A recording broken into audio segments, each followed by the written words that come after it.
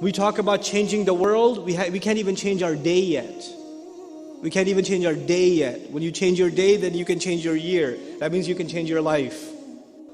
Whoever fears climbing the mountain stays forever in the ditch. Aim high. And so in these few minutes, I just want to talk to you practically about just a couple of groundwork, some basic foundational things that will help you aim high, inshallah ta'ala, and help myself aim high. As far as our religious maturity is concerned, every one of us should see ourselves next year, from this Ramadan to next Ramadan, or what Ramadan's already over. So this December to next December, this winter to next winter, how am I going to be a better Muslim?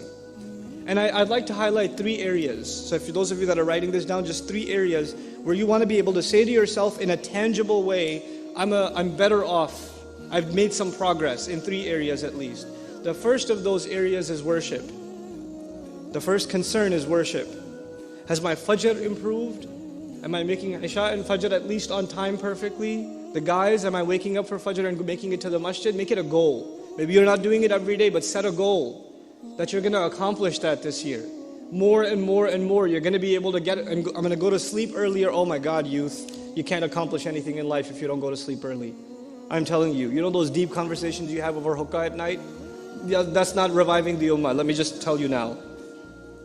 That was deep, bros. Good talk, good talk. Then you wake up at 10 a.m. to pray Fajr. That's the ummah sure gonna revive through that. There's some deep discussions last night over some shawarma and some hookah. Go to sleep on time. Go to sleep on time. Wake up early. Get your Fajr right. Get your Quran in the morning. Inna Quran al-Fajri kana mashhudan. Get your Quran in order. We talk about changing the world. We can't even change our day yet. We can't even change our day yet. When you change your day, then you can change your year. That means you can change your life. My mornings have to become more productive in terms of worship. In terms of worship.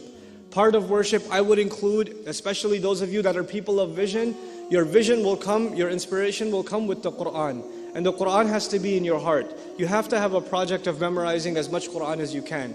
As little at a time as possible. If you can handle more, take on more. But every day, Fajr and a little bit of memorization, a little bit of recitation, and that's what starts your day. And I can guarantee you, if you do that in your life, even if you do that this week once, if you do it once, you will notice the difference the rest of the day. You will notice that day has more barakah in it, you're getting more accomplished. The doors around you are opening, opportunities are coming, your mind is clearer. Creative ideas are coming to you. You'll see Allah brings those blessings to you, opens those doors that are otherwise closed. So the first of how many areas did I say? I said 3 areas, and the first of those areas is worship. That's the first area I'm going to improve in. The second area that you really have to work on, that you really, really have to be concerned with, is knowledge. And how am I going to grow in my knowledge this year? And by the way, I separate knowledge from worship. I separate the two. Because some people focus so much on knowledge and their worship is terrible. They don't worship. They think their knowledge is compensating them for it. So they're studying lots of tafsir and they know a lot of tajweed, but they don't even pay attention in salat. I mean, what are you doing? What's that knowledge for? I'm mentioning these things in priority. First thing was worship. The second thing is knowledge. And I don't mean become a alim and get a degree in Sharia. Those of you that want to do that, congratulations. I'm talking to everybody here. Not everybody here is going to be a mufti or a alim or whatever. But you have to be educated Muslims. You have to be, there needs to be some minimal level of education in your Islam. And my recommendation for you for that is that by the end of the year, the coming year, you've studied at least a couple of things. You've studied the seerah, the life of the Prophet ﷺ, once. And you should do it every year once. And actually you should read a different source on the seerah every year for the next few years and really study it. At the same time, you have to make substantial gains. In that same year, you have to make substantial gains in your Quran. I'm still in the area of knowledge. First area was worship, second area is knowledge, right? In this knowledge, you have to make some substantial gains in your Quran, which let's just say you decided this year you're going to try to memorize, I don't know, Surah Al-Kahf, let's just say. So you set a goal. For this year, I'm going to memorize Surah Al-Kahf. That means I'm going to memorize it, I'm going to study its tafsir, I'm going to read it in translation, I'm going to try to understand every word in its vocabulary. If there's a lecture series on Surah Al-Kahf, if there's a tafsir available on Surah Al-Kahf, if there's an article and paper on Surah Al-Kahf, I'm going to take it and I'm going to consume it. This is knowledge. So the first thing was worship and the second thing was knowledge. And I hope you see how I tried to fuse those two things too. Even though I kept them separate, one is helping the other. So if your knowledge is not helping your worship, I don't know if it's real knowledge. I don't know if that's real knowledge in terms of deen. In terms of deen. Then there's the third area, and that is service. There's service. And that's where you have to figure out, you have to set some time, whether it's once a week, whether it's on the weekends. You don't need the screen anyway.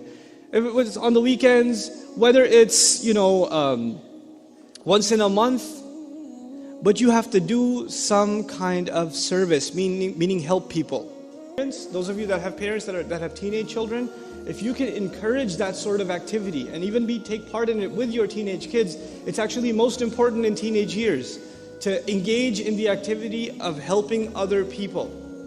That's part of what builds maturity. Because the teenage years are when our youth in general, not just Muslim youth in general are the most self-absorbed. They're really just, their world is themselves and how they look and their friends and their Facebook status or how many friends they have or whatever.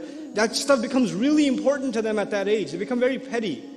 And if you can pull them out of that mindset at that age and make them care about things beyond themselves, helping other people, seeing what suffering looks like and helping with that, Like recently, for example, with the disaster of the storm that hit and all those people in New Jersey and New York and all of this is not too far from you guys. If you did a weekend trip every weekend with the Red Cross or anybody else, and you went and just helped out people whose homes are destroyed or there's a tree in their driveway or something, and just went and helped and came back. If you just did that, I'm telling you, it will bring you closer to Allah like nothing else. You do these three things and you've at least met the foundational goals to do great things in life. This is not your goal. These are the things you've met so you can actually achieve goals.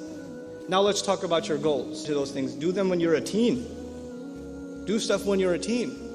If you have an idea, run it by people that are successful in business or in entrepreneurship. Discuss your idea with them, refine it, see how you can get started. And you don't always think you need to have big investment capital to start something. All you need is a good idea and work ethic, and you can start something. And you can be huge. You can be huge. That's what the Ummah needs. The Ummah needs creative entrepreneurs. The few entrepreneurs that we have are driving, they're actually shaping the direction of the community. Alhamdulillah, thumma alhamdulillah, we have enough doctors. We have enough programmers. Don't be a programmer to work at a company. Start your own firm, make the next most amazing, most downloaded app. You should do that. That's what you guys should be. And when we do that, I tell Muslims to do this. You know why? Because we have to understand the new language of power in the world is economics. We have to understand that. Right now we're struggling to even pay for our masajid in America.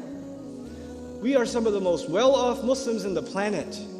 And we have a hard time paying off. We don't even have an economically sustainable model for our own masajid, our own schools. That's because we haven't thought big enough. We have to learn to start thinking big. And we have to develop a work ethic for it. But the barakah, the blessings in that creative work will come when the foundation I talked about is already there.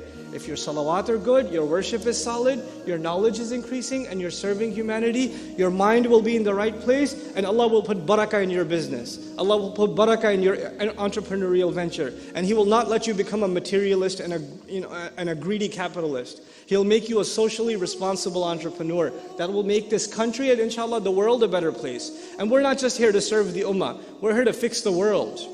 You have to think that big. You have to aim that high. Don't shortchange yourself. Don't underestimate yourself. And even though we are just at the end of the day slaves of Allah, and we are the lowest before Him, The closest we are to Allah is when we put ourselves the lowest on the ground. That's our humility to Allah. But when Allah gives you a gift, and Allah gives you intelligence, and Allah gives you an educational opportunity, and Allah gives you a creative idea, and Allah gifts you with a talent, and you say, I'm way too humble to exercise my talent, then that is not humility, that is ingratitude. That is ingratitude. You have to exercise your talents. You have to make the most of yourself. قُلْ كُلٌّ يَعْمَلُ عَلَى شَاكِلَتِهِ. Tell them everybody should work in accordance with their predisposition.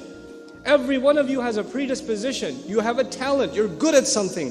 Find out what that is and find out how you're going to use it to its maximum potential so you become a contributor to the world.